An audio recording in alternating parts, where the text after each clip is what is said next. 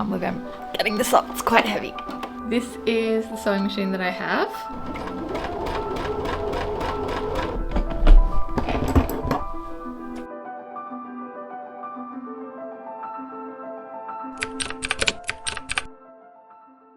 Hi everyone, welcome back. It's Alex. Today I'm going to be talking about my sewing machine. If you're new here, I'm on a journey of teaching myself fashion design and sewing, so if you're interested in those topics, then please come along the journey with me. I'm posting weekly on my sewing makes and also sewing tips and tricks, as well as fashion design tips and tricks. You should watch this video if you're interested in learning about how to use a sewing machine, or if you're interested in what functions this sewing machine has.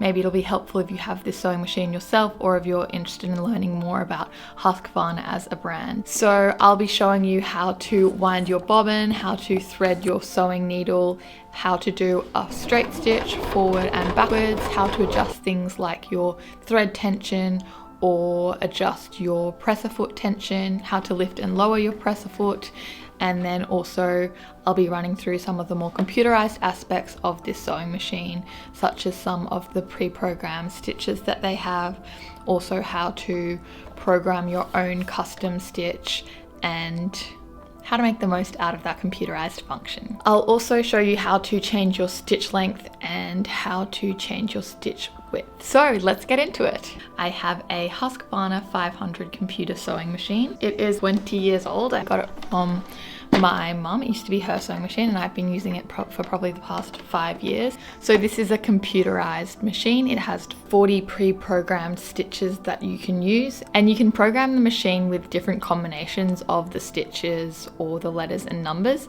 to create your own custom embroidery or custom stitch, which is really amazing. And it has a memory function, so it can remember up to 4 different customizations. So we'll start from the beginning if you're brand new to having a sewing machine and you have no idea where to begin.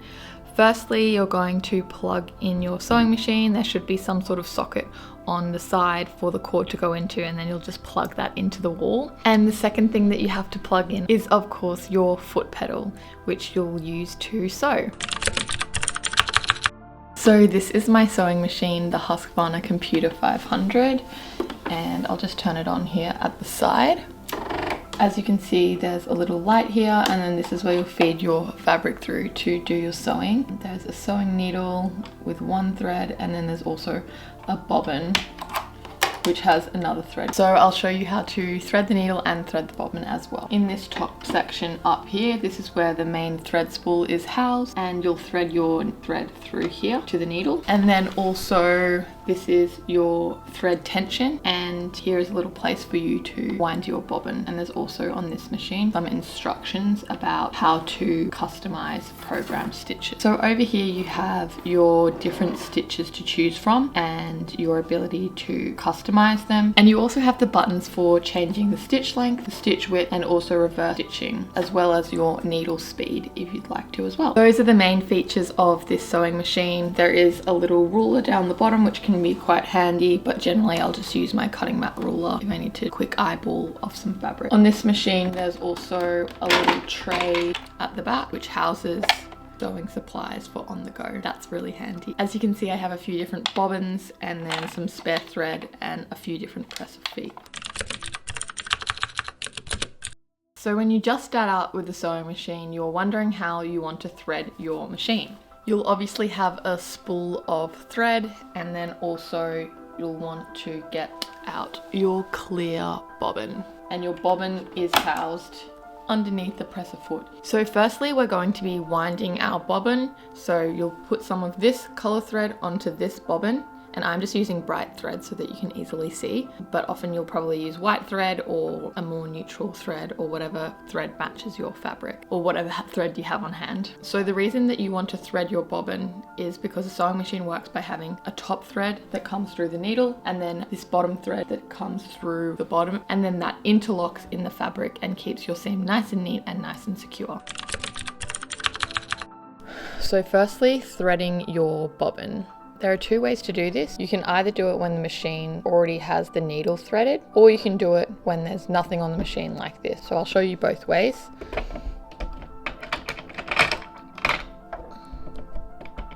what I'm going to do is I'm going to place this second peg on my machine, and then I'm going to put my thread in here.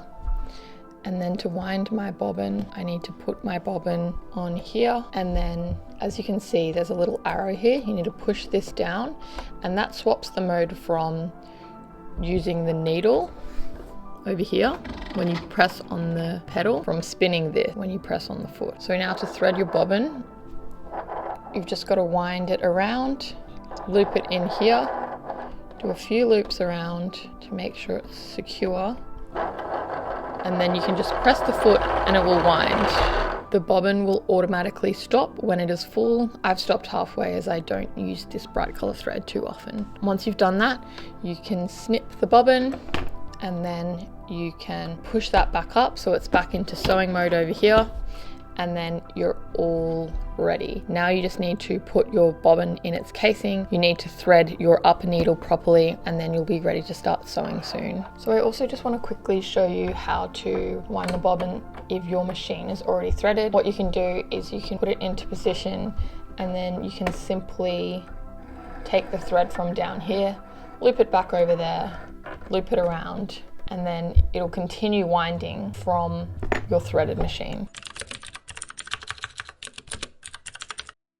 Now, to thread your machine, what you'll want to do is put your thread onto here, and I normally put this on there just to keep it in place. It'll still be able to spin really freely, but it just stops it from sliding off the end. Then you'll want to follow the arrows on your machine. Normally you loop underneath something first, then you go down and through the machine, still following the arrows, and then you'll loop it over here. There's like a little hook that you can see. See that moving when the needle's moving. Follow that down, loop it behind the back here, and then you'll have to put the thread through the sewing machine hole. Now, putting the thread through the machine hole can be a little tricky sometimes. Often I'll just snip the end of the thread to make sure it's a really crisp cut, and then I'll try and thread it. Often I'll also use tweezers just to help me pull the thread through. You'll want to loop it through the presser foot and then out the other side. So great, now you've done the top part of threading your machine. Next up, you'll want to be putting your bobbin in its casing. So to do that, we open up the bobbin case, you just pop it in like that, and then you'll loop it around the front, cut the thread there, put the casing back on, and then you'll want to use the hand wheel to manually move down the needle, and that's going to loop around, catch the bobbin thread and pull it up through the bottom. So as you can see, now there's two threads coming out, one from the top of the needle and then one underneath from the bobbin case. Making sure that you've threaded your machine properly is really, really important to make sure that you have a beautiful stitch and that it doesn't pull your fabric, or it doesn't pucker, break, or the thread doesn't bunch up either. So once you've threaded all of your machine, you just want to check the sewing tension. So over here is the thread tension, and there's a range in here which is a normal thread tension between 3 and 5. So just start off your machine on the standard recommended setting, and then you'll need to adjust as necessary depending what fabric you have. This wheel over here adjusts the foot tension here, and it means when you're sewing 2 layers of fabric together that there's even tension and it doesn't cause any bunching. So again, just leave that on the recommended setting and then adjust as necessary. And now you're all ready to sew. So we can close this case now, and we'll sew a straight stitch. Today we'll do some practice stitching on this little offcut of cotton fabric that I have. So to do a straight stitch, what you're going to do is place your fabric underneath the needle, and you can use this as a guide for how big the seam allowance is. For example, 1 centimeter or 1.5 centimeters. Those are the measurements on my machine, but your machine might have different measurement guides. So if I'm just doing a 1 centimeter seam allowance, I'll line the edge of the fabric up with that guide, and then I'll put the presser foot down, and there's a lever at the back here to do so, to lift and lower the presser foot. Once the presser foot is in place, I can begin sewing. So I'm just going to push down on the foot pedal, and it's like driving a car. If you put more pressure on the foot pedal, it'll sew faster. If you have lower pressure, then it'll sew slower. So I'll just go quite slowly to begin with and do a few stitches forward. So when you're sewing, you want to backstitch at the start and at the end of every seam that you're sewing. This means that the seam will be secure and that it won't come undone. So you can hold down this button to do a backstitch, and this little backwards arrow comes on to indicate that that's what's happening. You can also double press to keep that without having to hold it down. So I'll do a few backward stitches to secure the seam, and then I'll go forward and complete the seam.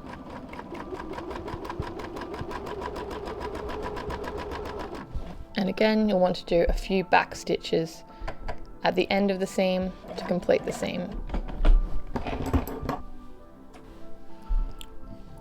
And there you have it. So at the moment we're on a straight stitch, and if you click that, you can see that here it is the stitch length. If you're wondering for what reasons you might want to change the stitch length, there are a few reasons. So if you're just sewing a straight stitch, you might want to have a longer stitch because it is a decorative top stitch, and having that longer stitch makes it look more hand sewn and it looks more aesthetic. Another reason might be that you're doing a basting stitch, and this pretty much means that you're sewing two pieces of fabric together with the intention of unpicking that seam later. So the stitch is just used to hold the two pieces of fabric together in place. So maybe you're sewing a sleeve into an armhole, or maybe you're trying to gather fabric. Once you've created the final stitch, then you would unpick that basting stitch. Otherwise, the default stitch length is about 2.5 millimeters. So that's what you want to use in general.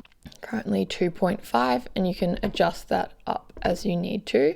This is in millimeters. I think the max it goes to is 6. Yep, there you go. But if you click off the stitch and back onto the stitch, it'll go back to its default. As you can see here, because it is a straight stitch, there is no stitch width. That's this one, but you can adjust that over here. So now you might be wondering, why would you use a different stitch width? So this is more for some of the different embroidery stitches, or for example, a zigzag stitch, and you want to customize how wide that zigzag is. If you were to use a stitch such as a zigzag stitch, that will have an automatic width. And then up here, this number shows the presser foot that you need to use. So on most of the stitches, it's just foot A, but there are some more decorative stitches. For example, if I click this flower pattern, that's coming up with presser foot B. The only thing to be careful of when you're changing the width of a stitch is that your presser foot can accommodate that width. So you don't want to have a presser foot with a really small opening, such that if you have a stitch that's really wide, when the needle moves back and forth, it hits the presser foot and then it'll break, obviously. So you just need to look out for that. So to change the presser foot, all you need to do is snap it off like this. That's presser foot A. It's got a tiny little A there. And then you'd swap it out with your new presser foot. This is presser foot B. Got a little B there, and you'd snap that in place. So the difference between these two is this one has a wider area here, which means for embroidery stitches, the needle has more room to move. So you would just snap that one on like that. And then to stitch with an embroidery stitch, it's just the same as a straight stitch. You make sure it's on, see it's on 24 at the moment, it's on the right stitch that you want, and then it will do a stitch. So I might do just a zigzag for an example, because that's one that you might frequently use, and you just press the presser foot down and it will make that stitch. At the moment it's 3 wide. I could change that 6 wide, and I'll show you on the fabric what that looks like. So as you can see, there is a smaller width this way and then a larger width this way. I'll also need to adjust the tension on my machine to get that stitch a bit nicer looking, but you get the idea. The other important stitches to note are some of the buttonhole stitches here that are highlighted in yellow. They require foot C, and those can be really helpful. If you want to program your own function, what you're going to do is go to function here, and as you can see that says prog, which stands for program, and it has 4 different memory slots, so M1, M2, M3, and M4. And as you can see, M4 is a blank one at the moment. If you cycle through, there are no letters up here. So this one is ready to program if we want. So we can use either the letters or the numbers. I might want to do one of these nice leaves. Currently that's coming up as a W. So I just have to click menu to get it onto 24. And then I'll go across next. And then I might want to have a letter. For example, maybe I'll have an A. And again, that's currently on stitch 1, but we want to change it to an A. So I'll click menu, then we'll go across, and then I'll maybe say M for my initials. And then maybe I'll finish up with another flower. That's on W, I need to change it to the flower. And then I want the machine to stop. So I program that stop in so that it will stop embroidering at the end there. So that's the program done. Now all I have to do is sew. To start sewing, I'll want to make sure that I change this from program by using the function key, and now that's in repeat. So that will cycle through that function that we've customized.